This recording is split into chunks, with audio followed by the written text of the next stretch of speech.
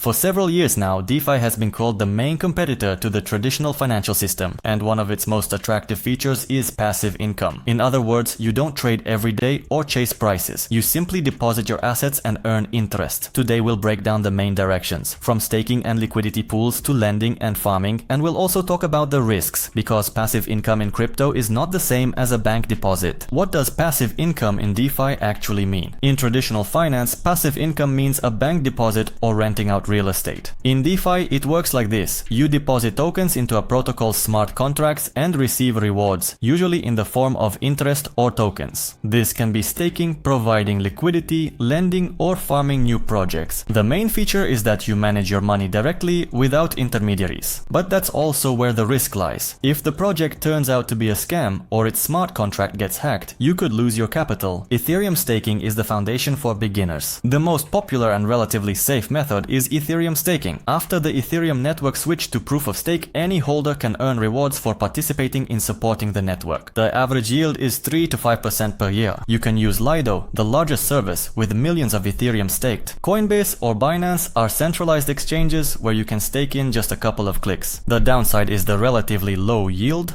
but it's a good alternative to simply holding Ether in your wallet. Liquidity pools and AMM protocols. If you want higher returns, there are liquidity pools. Protocols like Uniswap, Curve, or Balancer let you earn from fees on token swaps. For example, you deposit USDC and Ethereum into a pool, and every time someone swaps these tokens, a portion of the fee goes to you. Yields here can be 10 to 20% per year and sometimes even higher. But there's a catch: impermanent loss. If one of the tokens in the pool rises or falls sharply, you might earn less than if you had simply held those coins. That's why liquidity pools are better suited for those who understand market mechanics. Lending and borrowing. Protocols like Aave, Compound, or Venus let you earn by lending your assets to other users. Borrowers pay interest, and a portion of that interest goes to you. Here, the yield depends on the demand for borrowing. With stablecoins, this can be 2 to 5%, while with more volatile tokens, it can reach 8 to 10%. The advantage of this method is that it is fairly stable and predictable. The downside is the risk of hacks or liquidation issues. But overall, major lending protocols have been operating for several years and are considered reliable. Farming and new projects. Farming is when you provide liquidity to a new project and receive rewards in its native tokens. Sometimes these tokens can increase in value several times over, and then the returns become astronomical. For example, new DeFi projects in their first months of operation may promise 100% or even 500% annual returns.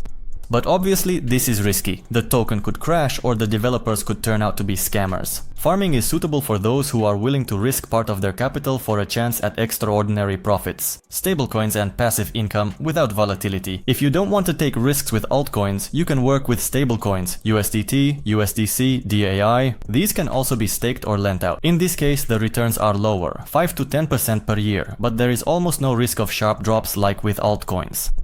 DeFi offers dozens of ways to earn passive income.